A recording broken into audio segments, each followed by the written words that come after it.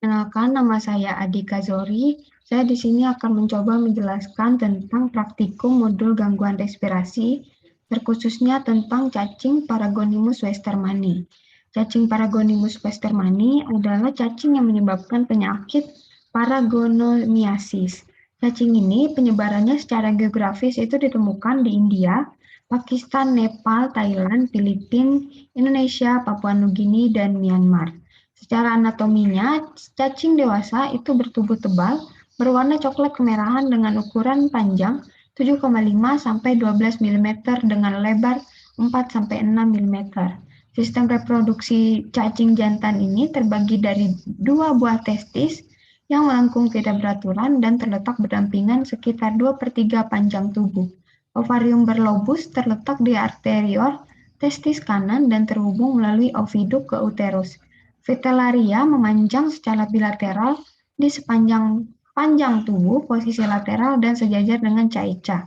Ventral sucker terletak di medial antara ovarium dan uterus, sedangkan telur cacing berwarna coklat sangat mirip dengan fasciola hepatica, atau kita bisa bayangkan seperti sebuah biji kopi. Cacing dewasa ini biasanya berpasangan, ditemukan terbungkus dalam bronchiolus paru-paru yang terinfeksi paragonimiasis. Biasanya, telur yang mengandung embrio atau zigot yang belum terselubung dikeluarkan bersama dahak ketika kapsul yang menutupi cacing dewasa pecah. Namun, beberapa telur mungkin tertelan bersama dahak melewati sistem pencernaan dan dibuang bersama feses. Beberapa cacing dewasa yang lain terperangkap di jaringan paru-paru dan menghasilkan abses bronkial. Setelah telur mencapai air, diperlukan beberapa minggu agar berkembang menjadi miracidium. Miracidia ini yang berkembang sepenuhnya menetas secara spontan. Cercaria memiliki ekor yang tidak digunakan untuk berenang. Sebaliknya, digunakan untuk merangkak ke atas permukaan padat sampai menemukan krustasea seperti kepiting air tawar dan udang karang.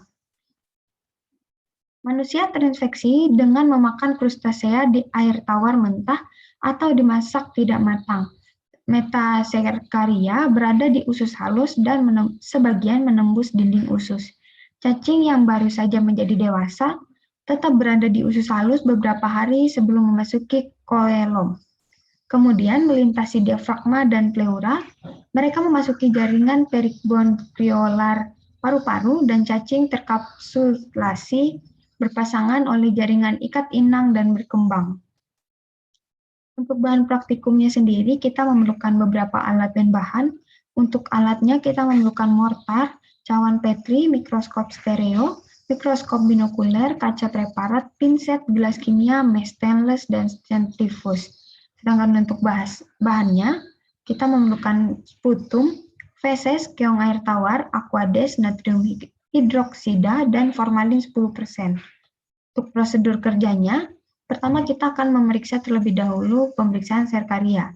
Untuk pemeriksaan Cercaria Paragonimus westermani ini menggunakan teknik crushing, di mana meletakkan keong pada cawan Petri, kemudian cangkang keong dihancurkan secara perlahan dengan mortar. Keong yang sudah hancur ditetesi air aquades. Selanjutnya diperiksa menggunakan mikroskop stereo untuk mengetahui keberadaan Cercaria.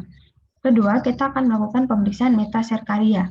Langkah pertama adalah secara manual mengeluarkan cangkang keras dari kepiting dan melepas insang, yang kemudian ditekan di antara dua kaca preparat dan diperiksa menggunakan mikroskop.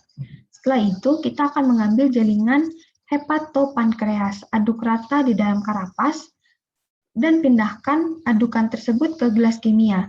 Aquades ditambahkan ke dalam adukan dan dibiarkan mengendap selama 5 menit. Kemudian supernatannya dituangkan.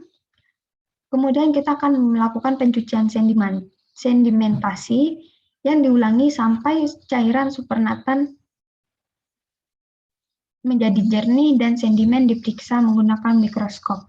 Selanjutnya, untuk pemeriksaan telur cacing, kita harus pastikan bahwa sputum yang kita pakai itu harus berada atau berasal dari saluran pernapasan bagian bawah, bukan sampel atau sebagian besar bukan dari air liur.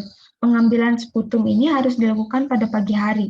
Sampel dahak dapat diperiksa dengan beberapa cara seperti disentrifugasi menggunakan mikroskop, atau jika dahak terlalu kental, kita bisa menambahkan natrium hidroksida dengan volume yang sama, dapat ditambahkan 3%.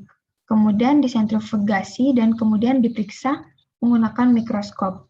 Spesimen yang diawetkan dalam 10% formalin dan prosedur konsentrasi formalin etil asetat dapat diselesaikan dan sedimen diperiksa menggunakan sediaan langsung atau pewarnaan. Pengerjaan sampel feses itu menggunakan teknik CATOCADS, sedangkan untuk pemeriksaan keberadaan telur cacing itu menggunakan mikroskop binokuler. Demikian penjelasan mengenai praktikum modul gangguan sistem respirasi. Saya ucapkan terima kasih.